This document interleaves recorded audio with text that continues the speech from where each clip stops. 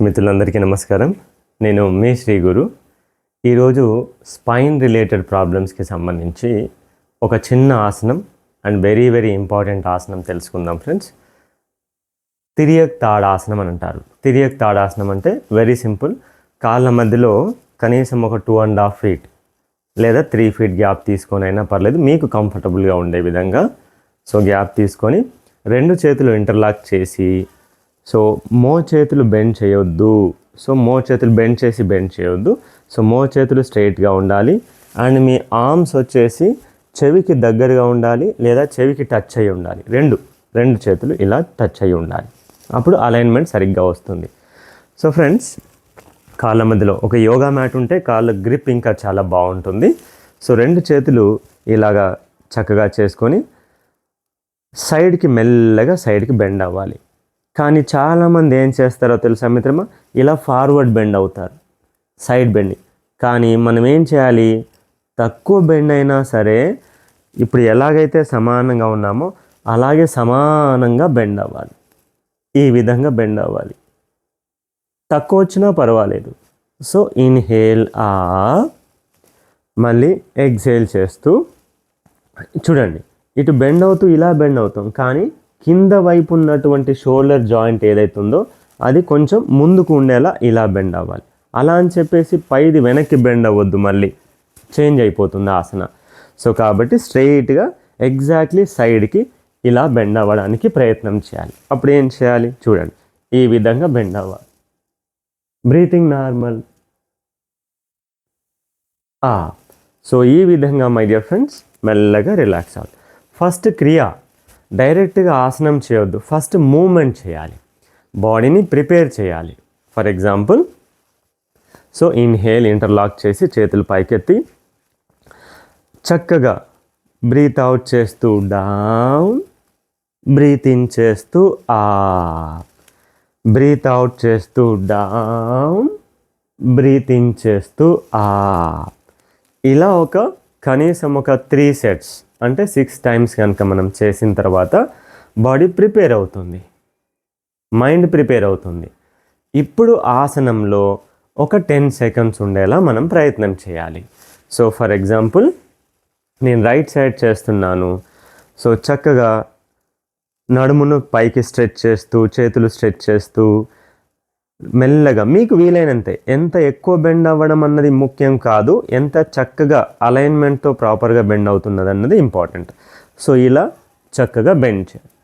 1 2 3 4 5 6 7 8 9 10. Inhale up. అలాగే మళ్ళీ left side. So left సైడ్కి మళ్ళీ సేమ్. నౌ ఎక్సేల్ చేస్తూ తర్వాత బ్రీతింగ్ నార్మల్. 1 2 3 4 5 6 7 8 9 10. రిలాక్స్. సో దీనిని తిరియక్ తాడాసన అంటారు ఫ్రెండ్స్. మరి దీనివల్ల ఎన్ని లాభాలు ఉంటాయో తెలుసా ఫ్రెండ్స్? గుర్తుపెట్టుకోండి. స్పైన్, మన వెన్నెముక రిలేటెడ్కి సంబంధించినటువంటి ఎలాంటి ప్రాబ్లమ్స్ ఉన్నా ఇది చాలా హెల్ప్ అవుతుంది. ముఖ్యంగా మన వెన్నెముకకు ఇరువైపులా ఉండేటువంటి సపోర్ట్ మజిల్స్ వీక్ అవ్వడం ద్వారానే బ్యాక్ ప్రాబ్లమ్స్ వస్తాయి. కాబట్టి ఇది బ్యాక్ పెయిన్కి ఉపయోగపడుతుంది, అలాగే సయాటికాకి ఉపయోగపడుతుంది. అలాగే ముఖ్యంగా ఈ రోజుల్లో చాలామంది స్పైన్ కరువు వస్తుంది కదా.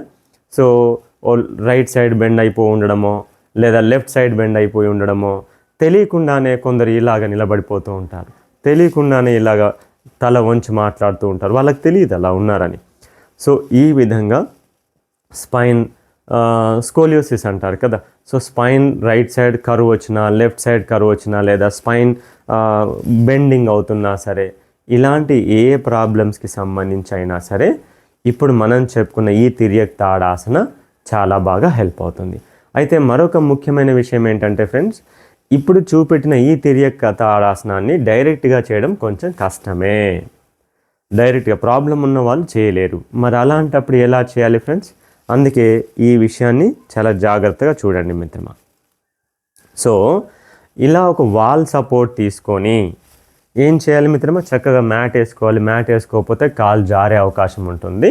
సో ఏదైనా ఒక మ్యాట్, యోగా మ్యాట్ వేసుకొని కాళ్ళ మధ్యలో చక్కగా దూరం పెట్టి మీకు కంఫర్టబుల్గా కనీసం 2.5-3 feet గ్యాప్ తీసుకొని నా 2 చేతులు ఇంటర్లాక్ చేసి సేమ్ ప్రొసీజర్ సేమ్.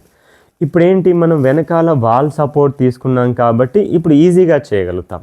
సో ఈ విధంగా వాల్ సపోర్ట్తో మెల్లగా హ్యాపీగా మీకు ఎంత వీలైతే అంతే బెండ్ అవ్వచ్చు. సో ఎంత సపోర్ట్ ఉంటే అంత సపోర్ట్ చక్కగా బెండ్ అవ్వచ్చు ఈ విధంగా. సో వెనకాల 2 షోల్డర్స్ కూడా అలాగే 2 హిప్స్ కూడా వాల్కి సపోర్ట్ ఉండి అలాగే బెండ్ అయిన తర్వాత కూడా ఇట్లా బయటకు వచ్చేస్తుంది, హిప్ రీజన్ టిల్ట్ అవుతుంది.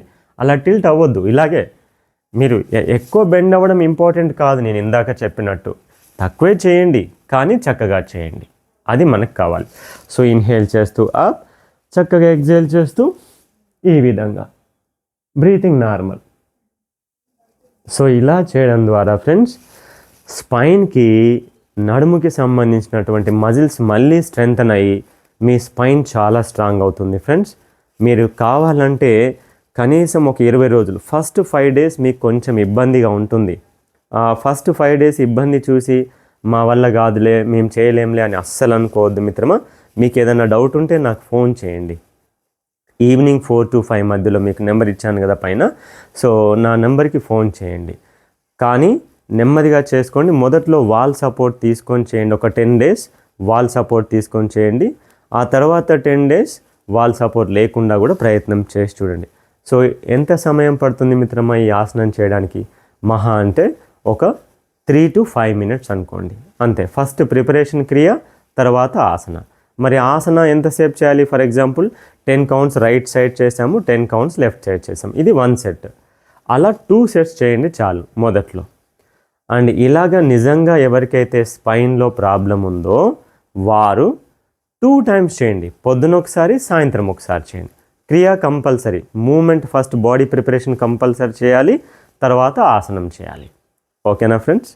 సో ఇది చేయండి, మీ స్పైన్ని హెల్దీగా చేసుకోండి. అలాగే మరి ఇంత మంచి వీడియోని మీరు అందరూ కూడా మీకు ఎవరైతే ఈ సమస్య గురించి తెలిసిన వాళ్ళు ఉన్నారో వారికి తప్పకుండా షేర్ చేయండి. మరొక మంచి వీడియోతో మళ్ళీ కలుద్దాం. నమస్తే మిత్రులారా, థ్యాంక్ యూ.